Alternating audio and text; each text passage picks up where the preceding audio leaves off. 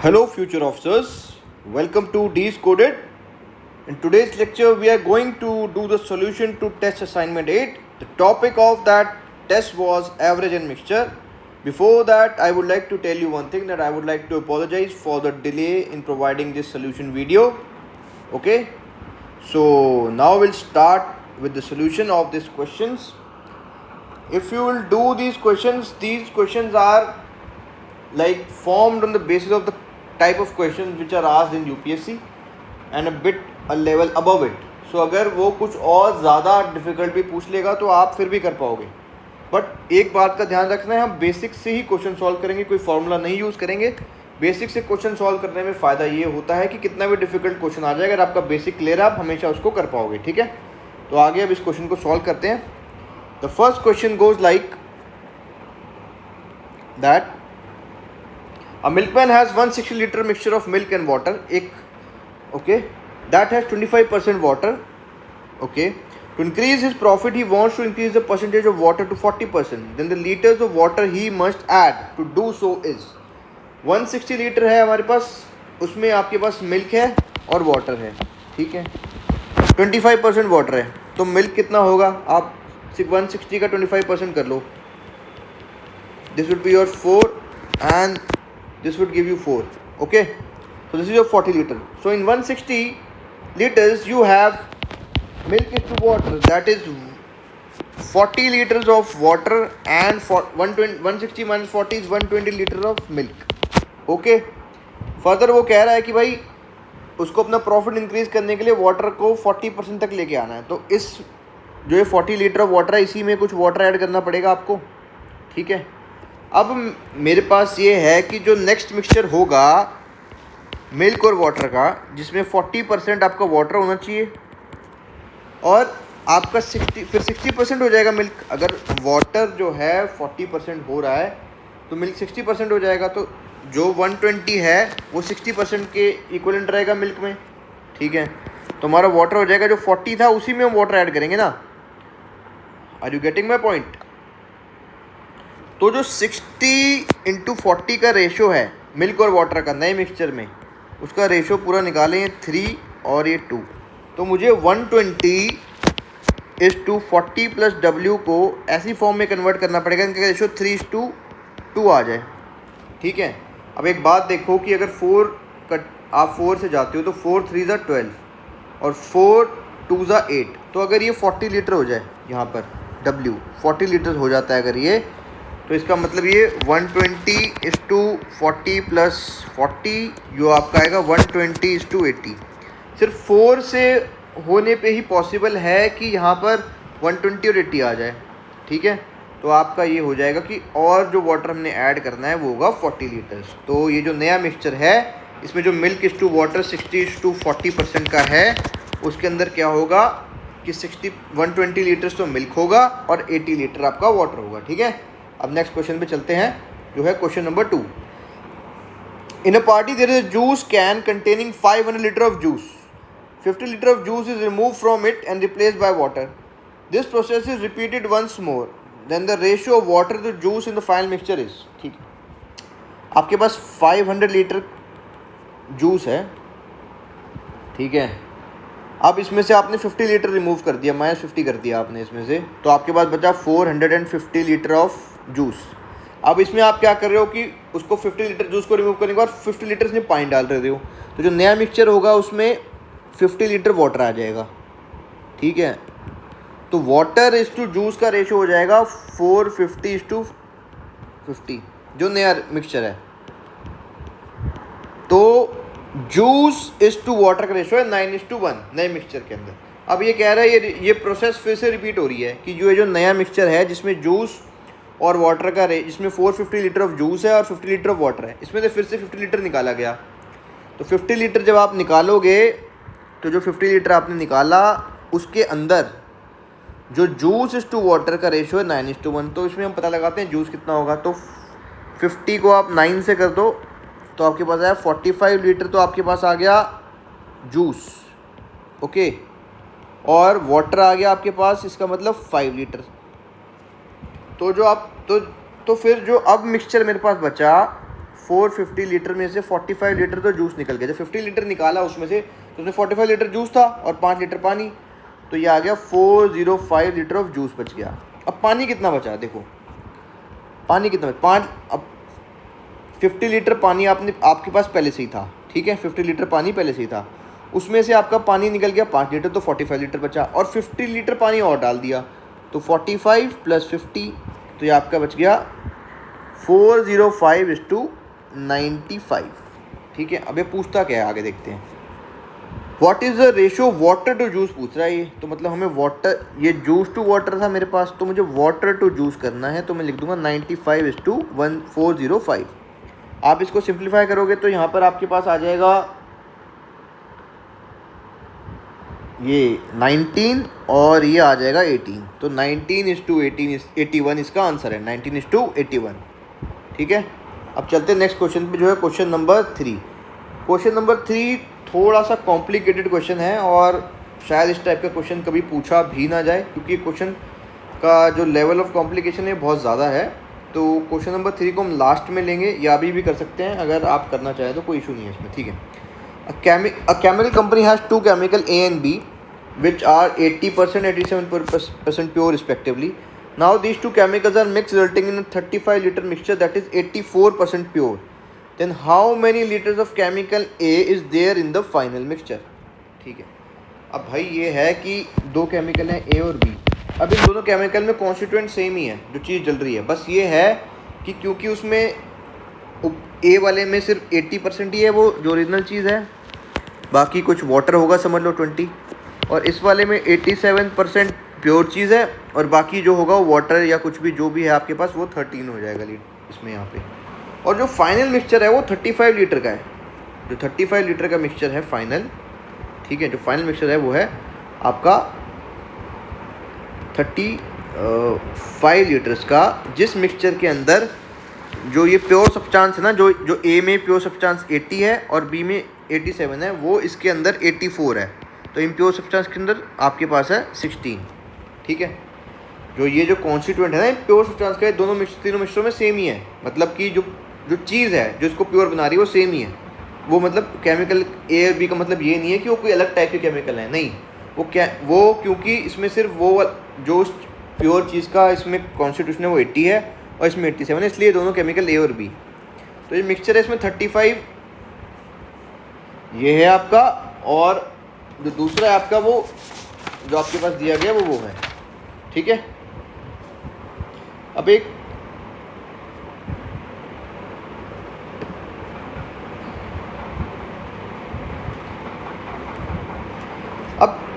जो इसमें अगर मुझे प्योर वाली चीज़ को फाइंड करना है तो मैं क्या करूँगा, 35 के अंदर है वो, तो मैं कुछ नहीं करूँगा, 35 × 84 कर दूँगा इसको, तो मेरे पास प्योर चीज़ आ जाएगी, जो कि आएगी आपकी 29.4 लीटर्स, ठीक है, 29.4 लीटर। और वो प्योर चीज़ का टोटल कॉन्स्टिट्यूएंट है ये 80 और 87, और मुझे फाइंड करना है कि केमिकल ए में कितनी है। तो A + B में का अगर कॉन्स्टिट्यूशन देखोगे तो 80 + 87 है वो, ठीक है। तो अगर मुझे 35 लीटर में फाइंड आउट करना है तो मैं कुछ नहीं करूँगा, 29.4 है उसके अंदर वो प्योर वाला सब्सटेंस, इनटू मुझे फाइंड करना है ए में, तो मैं 80 से मल्टीप्लाई करूँगा, जो इसका टोटल सम था वो है 167। तो इसको सॉल्व करने से जो हमारे पास आंसर आएगा वो इसका आंसर है, जो 14 पॉइंट समथिंग कुछ लीटर आता है, ठीक है। आप सॉल्व करके देख लो, तो इसका आंसर है ए, ठीक। तो अब नेक्स्ट क्वेश्चन पे चलेंगे हम, जो है An education institute provides courses in 3 domains, that is mathematics, physics and chemistry, and has 100, 200, 300 students in these courses respectively.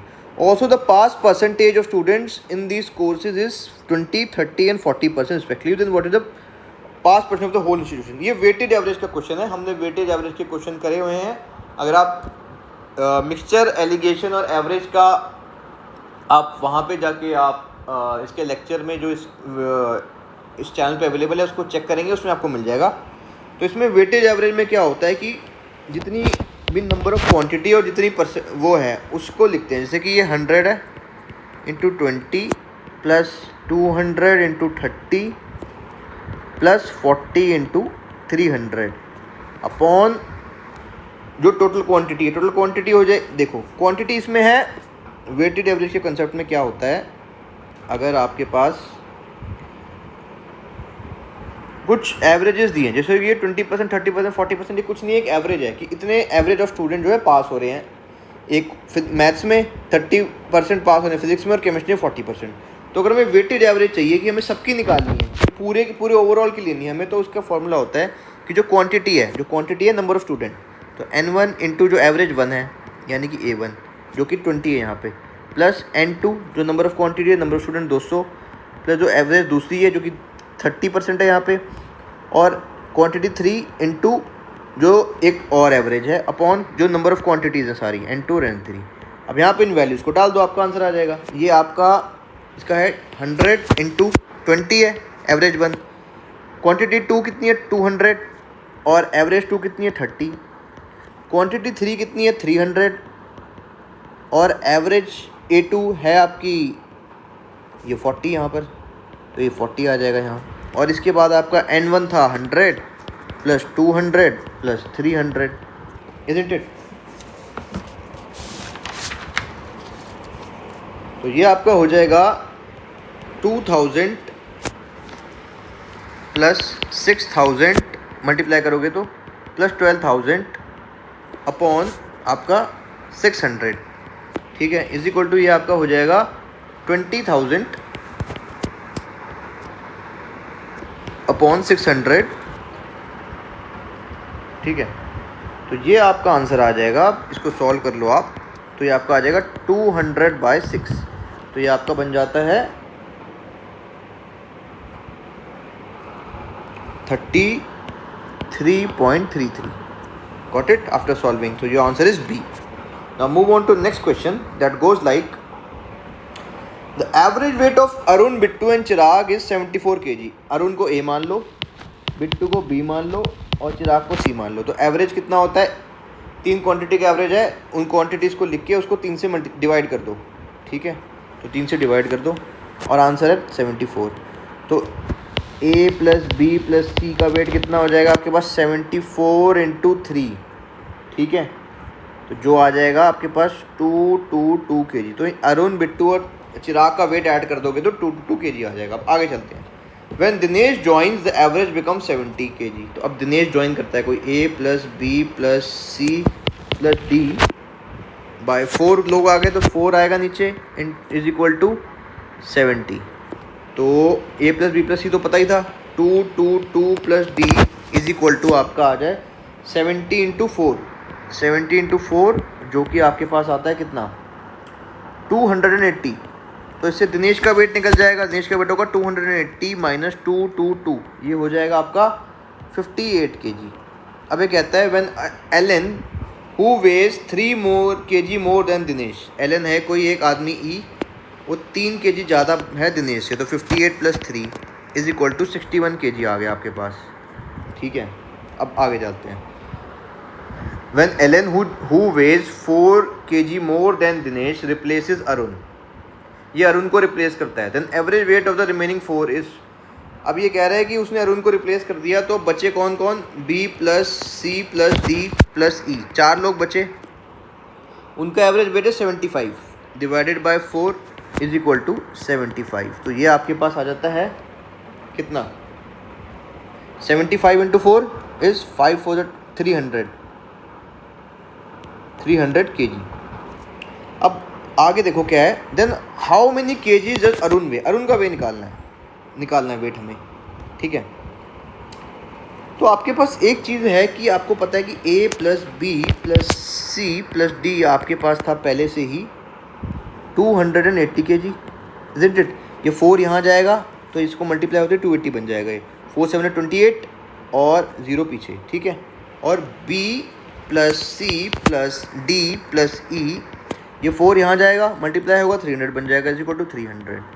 अब इसको सब्ट्रैक्ट कर दो आप, सब्ट्रैक्ट कर दो इसको, इन दोनों इक्वेशन को सब्ट्रैक्ट कर दो आपस में, B से B कैंसिल, C से C कैंसिल, D से D कैंसिल, तो A minus E is equal to 280 minus 300, क्योंकि यहाँ माइनस है। तो आपके पास E का वेट पता ही है आपको कितना है 61 kg, तो यहाँ 61 पुट कर दो इज इक्वल टू 280 माइनस, तो ये है आपके पास आएगा माइनस का 20, ठीक है। तो अब a is equal to 61 minus 20 हो जाएगा, क्योंकि ये वहाँ इधर जब शिफ्ट होगा तो साइन चेंज हो जाएंगे, तो a इज इक्वल टू आपके पास आ जाएगा 41 kg। तो इसका आपके पास आंसर आ गया B. Okay, now let's move on to question number 6। The average age of Arun, Bittu and Chirag 5 years ago was 25 years. Then that of Bittu, Chirag 10 years ago was 20. Then how many years old is Arun? तो अरुण को A मान लो, A, Bittu को B मान लो और चिराग को C मान लो। तो 5 साल पहले इनकी एवरेज एज थी, तो इनकी एवरेज लेने के लिए इनको 3 से डिवाइड करना पड़ेगा, क्योंकि 3 क्वांटिटी है, इज इक्वल टू 25। तो 5 साल पहले इनकी एज थी A plus B plus C is equal to 25 into 3 is आपका 75 ईयर्स, ठीक है। 75 ईयर्स होगा, 25 इंटू 3 75 ईयर्स। अब ये कह रहा है 5 ईयर अगो थी इतनी, तो 5 साल पहले की बात है। तो अगर आज की बात करें तो प्रेजेंट एज में क्या होगा, अगर प्रेजेंट एज की बात करोगे तो क्या होगा फिर इन सभी में, इनकी एज 5 प्लस, तो A plus 5 plus B plus 5 plus C plus 5, तो ये 75 में मतलब टोटल 5 प्लस 5 प्लस 15 आ जाएगा। तो आपका A plus B plus C की जो प्रेजेंट एज है, present age of A plus B plus C is equal to 10 8 90 आ गया आपका। अब दूसरा कहता है कि बिट्टू चिराग की एज 10 साल पहले 20 थी एवरेज, ठीक है। तो बिट्टू प्लस चिराग को 2 से डिवाइड करो, ये 20 थी 10 साल पहले, तो B plus C is equal to आपका 40। अब 10 साल पहले था ये, तो आज की डेट में एज जो होगी उसमें बिट्टू का 10 प्लस चिराग का 10 ऐड करना पड़ेगा, तो 40 प्लस 20, तो प्रेजेंट एज आ जाएगी बिट्टू प्लस चिराग की 60, ठीक है। अब ए की एज पूछ रहा है, तो A plus B plus C की जो मेरे पास प्रेजेंट एज है वो 90 है और B प्लस C की 60 है, तो ये 60 हो गया।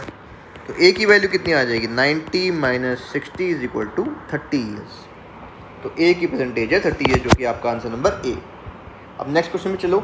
अ boy has 15 set of numbers, एक आदमी के पास 15 सेट ऑफ नंबर हैं, बच्चे के पास, उसकी एवरेज है 18। If each of the numbers of this set is multiplied by 9, then the average of numbers now is, ठीक है। तो एवरेज, तो एक बॉय था x1 प्लस, इसके पास 15 सेट ऑफ नंबर थे, x2 प्लस 15 तक, x15 तक, डिवाइडेड बाय 15, क्योंकि 15 क्वांटिटी है, इज इक्वल टू 18। उन सभी का जो सम करोगे तो और एवरेज लोगे तो 18 आ रहा था। अब boy has 15 set of number, average is 18, तो उन नंबर्स की value x1 x2 x3 x4 x5 है, तो उन सबको प्लस करके 15 से डिवाइड कर दूंगा तो उसकी एवरेज आ जाएगी, जो कि 18। अब ये कह रहा है कि each number of this set is multiplied by 9, ठीक है। अब ये कह रहा है कि इन सभी को, तो आपके पास ये जो x1 plus x2 plus x15 तक का जो आंसर था आपके पास आ गया 18 इंटू 15। अब ये कह रहा है कि इन सभी को जो है ना, हमने क्या किया, 9 से मल्टीप्लाई कर दिया। इस पूरे को आप 9 से, मतलब इन सभी नंबर्स को 9 से मल्टीप्लाई कर रहा है वो, तो मैं इस पूरे को ही 9 से कर दूँ ना, तो ये सभी 9 से मल्टीप्लाई हो जाएंगे, तो इसका मतलब ये भी 9 से मल्टीप्लाई हो जाएगा, ठीक है। यहाँ पर ये भी 9 से मल्टीप्लाई हो जाएगा ना आपका। और अब ये एवरेज पूछ रहा है कि जब ये मल्टीप्लाई कर दिया तो एवरेज क्या आई, तो एवरेज क्या होगी, ये 9 से मल्टीप्लाई जब इसको किया तो आपके पास आया 18 इंटू 15 इंटू 9, और इसको एवरेज निकालने के लिए इसको डिवाइड बाय 15 करना पड़ेगा, 9 से मल्टीप्लाई करके 15 से डिवाइड करना पड़ेगा। तो आप 15 से इसको डिवाइड कर दो, फिर से 15 तो 15 कैंसिल हो गया, तो आपकी एवरेज हो जाएगी 9 इंटू 18, जो कि आपकी होती है 162। इसका आपका आंसर है ए। आपने कुछ नहीं किया, ये जो quantities x1 x2 x3 x15 तक थी, इसको 15 से डिवाइड कर दोगे जब ऐड करके, तो एवरेज आ जाएगी। अब ये कह रहा है हर एक क्वांटिटी को मैंने 9 से मल्टीप्लाई कर दिया, तो मैं अगर इसको ब्रैकेट लगा के 9 से मल्टीप्लाई बाहर से कर दूँ, सारी क्वांटिटीज़ 9 से मल्टीप्लाई हो जाएंगी। तो जो इनका एडिशन में आंसर आ रहा था वो था 18 इंटू 15, उसको भी 9 से मल्टीप्लाई करना पड़ेगा। अब ये कह रहा है इसका एवरेज बताओ क्या होगा मल्टीप्लाई करने के बाद, तो कुछ नहीं करेंगे, इसको 15 से डिवाइड कर देंगे, 15 से डिवाइड करोगे 15 कैंसिल, तो 18 into 9 is 162। Now comes your question number 8। Okay, In a boarding school, there are 5 boys and some girls. The average monthly consumption of rice per head is 9 kg. Okay. If average monthly consumption per head of a boy is 12 and of girl is 8 kg respectively, the number of girls in the school is. ठीक है. अब देखो number of boys तो 5 हैं, number of girls नहीं पता तो x ले लेते हैं. ठीक है. अब एक लड़की की मंथली कंजम्पशन 8 है तो 8 लड़कियों की कितनी हो जाएगी 8 इंटू एक्स. एक लड़के की 12 किलो है तो 5 लड़कों की कितनी हो जाएगी 12 इंटू 5.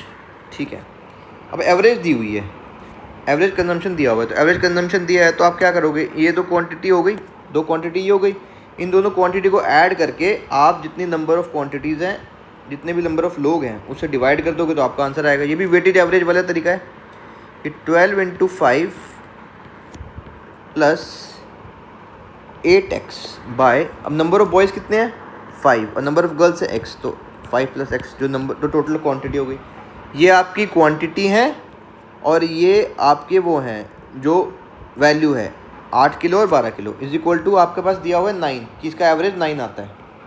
ठीक है. तो आप कुछ मत करो, इसको सॉल्व करते हैं. 12 into 5 is 60 plus 8x is equal to 45 plus 9x. ठीक है, हो गया. अब ये 60 माइनस 45 इधर आ जाएगा तो साइन चेंज हो जाएगा, नेगेटिव हो जाएगा, और 9x माइनस 8x. जब भी ब्रैकेट के इधर कुछ भी होता है तो ब्रैकेट से अगर ब्रैकेट के राइट में कुछ भी है उसको लेफ्ट में लाओगे, वो अगर वो पॉजिटिव साइन का था तो नेगेटिव हो जाएगा, और ब्रैकेट के लेफ्ट में कुछ भी है अगर वो पॉजिटिव का था तो नेगेटिव हो जाएगा. और सिमिलरली अगर ब्रैकेट के लेफ्ट में राइट में कोई भी नेगेटिव चीज़ थी उसको आप लेफ्ट में लाओगे तो पॉजिटिव हो जाएगी, और सिमिलरली अगर लेफ्ट में नेगेटिव थी राइट में लाओगे तो पॉजिटिव. ठीक है. तो ये आपका बच जाता है यहाँ पे 15, और ये 9 माइनस 8 इज़ 1 तो 1x, तो x की वैल्यू 15 आ गई. तो आपके पास 15 लड़कियाँ थी यहाँ पे. ठीक है. अब चलते हैं नेक्स्ट क्वेश्चन की तरफ, जो कि है दो कॉम्प्रीहेंशन हमारे पास, उनको जल्दी से पढ़ते हैं. कॉम्प्रीहेंशन में कुछ नहीं करना आपको, कॉम्प्रीहेंशन बड़ा आसान है. इसमें एक चीज़ का ध्यान रखो, जो भी पैसेज में ऊपर लिखा है ना, अगर वो नीचे जो आपके पास चीज़ें दी गई हैं उसमें नहीं मैच कर रहा तो इसका मतलब वो आंसर नहीं होगा आपका. ठीक है. तो क्वेश्चन सॉल्व करते हैं.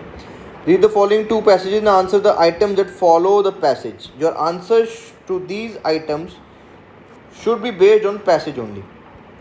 Pharmaceutical patents grant protection to the patentee for the duration of the patent term. Okay. The patentee enjoys the liberty to determine the price of medicines, which is time limited to the period of monopoly, but could be unaffordable to the public. Okay. Such patent protection offered to the patentees is believed to benefit the public over the longer term through innovation and research and development, although it comes at a cost in nature of higher prices for patented medicine. The patent provide the patentee with a legitimate mechanism to get returns on the cost incurred in innovation and research. दोबारा से पढ़ लो. Pharmaceutical patent grant protection to the patentee for the duration of the patent term. ठीक है. जो pharmaceutical patient है वो जो पेटेंटी है जिसने पेटेंट कराया उसको ग्रांट करता है एक प्रोटेक्शन कुछ पेटेंट टर्म के लिए. कुछ टर्म होती है, उसी टर्म तक के लिए प्रोटेक्शन देता है कि उस टर्म तक आपका पेटेंट कोई और यूज़ नहीं कर सकता. The patentee enjoys the liberty to determine the price of medicine. उस ड्यूरेशन में पेटेंटी जो है वो जो मेडिसिन का प्राइस है, फार्मास्यूटिकल पेटेंट का मतलब है कि मेडिसिन का कोई पेटेंट हुआ तो उस ड्यूरेशन के अंदर वो पेटेंटी डिसाइड कर सकता है कि वो कितना प्राइस रहेगा, which is limited to the period of monopoly but could be unaffordable to public. अब वो अगर प्राइस उनको डिसाइड करने के लिए वो दे रहे हैं फ्रीडम, तो जिस पब्लिक को मेडिसिन यूज़ करनी है तो वो अगर बहुत ज़्यादा हाई प्राइस बना देगा तो उसके लिए वो दिक्कत आ जाएगी ना. ठीक है. Such patent protection offered to the patentees is believed to benefit the public over longer term through innovation and research and development. ये जो पेटेंट प्रोटेक्शन है लॉन्ग टर्म में जो है पब्लिक को बेनिफिट करती है R&D और इनोवेशन के through, although it comes at a cost in the nature of higher prices of patent administration. ठीक है. The patent provide the patentee with the legitimate mechanism to get returns on the cost incurred in innovation. ये जो patent मिला है ना पेटेंटी को, इससे क्या होता है जो उसको R&D में उसका पैसा वैसा खर्च हुआ है वो उसको रिकवर करने में हेल्प करता है. ठीक है. Based on the above passage the following assumption have been made. Okay. ये 4 एजम्पशन दिए हैं, which of the following assumption are valid. ये पूछता है कि कौन सी एजम्पशन इसमें से वैलिड है आपकी। अब देख पढ़ते हैं इसको। Patent protection given to patentees puts a huge burden on public's purchasing power in accessing medicine to patent medicine. बिल्कुल ठीक है, यहाँ लिखा हुआ था, अभी आपने देखा था कि ये लिमिटेड टाइम तक के लिए मिलता है इसको ड्यूरेशन, कि वो डिसाइड कर सके मेडिसिन का प्राइस, बट ये अनअफोर्डेबल बन सकता है पब्लिक के लिए। ठीक है। Dependence on other countries for pharmaceutical products is a huge burden for developing and poor countries. Okay, ये अभी इसके बारे में कुछ नहीं कह सकते, देखते हैं इसे। ये एक तरीके से इसे कहा जा सकता है, क्योंकि अगर किसी रिच कंट्री ने वो पेटेंट ले लिया उस मेडिसिन का, तो जब वो पुअर कंट्री में, क्योंकि वो रिच कंट्री डिसाइड कर सकती है उसका प्राइस, तो जब वो मेडिसिन पुअर कंट्री में जाएगी तो उनके लिए बहुत बर्डन बनेगा ही वो। ये इसके थ्रू आप कह सकते हो कि हो सकता है, तो इसको मान लो अभी। Providing medicine to the public at affordable price the key goal during the public health policy design in many countries. ऐसा इसमें कहीं नहीं लिखा कि पब्लिक हेल्थ पॉलिसी के बारे में कोई बात नहीं हो रही, ये पेटेंट और पेटेंटी के बारे में बात कर रहा है। तो सेकंड थर्ड जो है वो कुछ इसमें बन नहीं रहा है आपका, क्योंकि इसमें कहीं भी ऐसी बात करी नहीं गई कि public affordability, public health policy के बारे में कोई बात नहीं करी। Government needs to find an appropriate balance between right of patentees and the requirement of the patient. Okay, ऐसा ऊपर इसमें कहीं गवर्नमेंट का रोल, गवर्नमेंट के बारे में कुछ बोला ही नहीं गया है, तो ये भी नहीं हो सकता। तो अब ऑप्शन चेक करो, 1 और 2, 1 और 3 वाला तो कट, गवर्नमेंट की बात, 3 वाला तो कट ही जाएगा, 3 वाला तो काट ही दो सब में से, ये इसमें से भी कट गया। अब 4th वाला पैसेज को पढ़ने से कोई गवर्नमेंट का कोई रोल के बारे में बात हुई नहीं है, तो 4 भी कट जाएगा, तो इसका आंसर है ए, 1 और 2। ठीक है, अब चलते हैं नेक्स्ट क्वेश्चन पे। India should ensure growth of digital economy while keeping personal data of citizens secure and protected. Okay, India को इंश्योर करना चाहिए डिजिटल इकोनॉमी की ग्रोथ पे, और जो लोगों का, सिटीजन्स का पर्सनल डाटा है उसकी प्रोटेक्शन पे भी ध्यान रखना चाहिए। No one will innovate in a surveillance oriented environment. ठीक है, और in a place where individual personal information is compromised. Okay, the ultimate control of data must reside with the individuals who generate it. They should be unable to use, restrict or monetize it as they wish. Therefore, data protection laws should enable the right kind of innovation, one that is user-centric and privacy protecting. India, दोबारा से पढ़ते हैं, India should ensure the growth of digital economy while keeping personal data of citizens secure and protected. India को क्या करना चाहिए कि digital economy को बढ़ाना चाहिए और पर्सनल डाटा की प्रोटेक्शन पे काम करना चाहिए। कोई भी आदमी जो है, no one will innovate in surveillance oriented environment और in a place where individual personal information, कोई भी ऐसे एनवायरनमेंट में काम नहीं करना चाहेगा जहाँ पे जो इंडिविजुअल का पर्सनल डाटा है वो रिस्क पे हो। The ultimate control of data must decide with individual who generate it, they should be able to use, restrict और मोनेटाइज द विश। जो डाटा का अल्टीमेट कंट्रोल है वो इंडिविजुअल्स पे रहना चाहिए, वो अपने तरीके से उसको यूज़ कर सकते हैं, रिस्ट्रिक्ट कर सकते हैं, मोनेटाइज कर सकते हैं। Therefore data protection law should enable right kind of innovation, one that is user centric and privacy protective. So data protection laws में ऐसी बातें होनी चाहिए कि जो इनोवेशन की भी बात करे और डाटा प्रोटेक्शन और यूजर सेंट्रिसिटी की बात करे। Based on the above passage the following assumption have been made. ठीक है, अब इन असम्पशंस को पढ़ो, क्या है।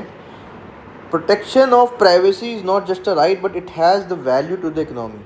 अच्छा, ऐसा ये कहीं नहीं कह रहा कि जो अगर आपकी प्राइवेसी प्रोटेक्ट हो रही है तो उससे इकोनॉमी की कोई वैल्यू बढ़ेगी, ऐसा तो कहीं नहीं कहा इसने।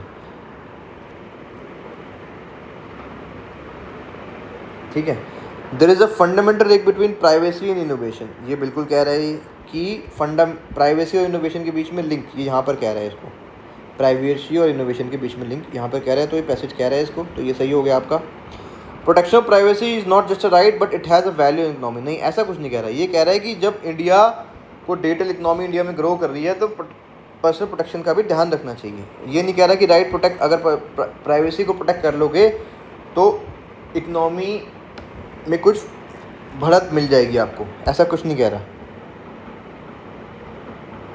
ठीक है, तो फर्स्ट गलत है, सेकंड सही है, तो बी आंसर हो गया इसका। So with this we are done with this solution to this assignment. Tomorrow we will upload the test assignment number 9, the topic for which would be your percentage in profit and loss. Attempt that test at 2 p.m. The link would be provided of that test in the Telegram channel. From there you can download it and attempt the test at 2 p.m. and then in the evening we'll upload the solution to this test. You can go through them and check your progress. Thank you so much.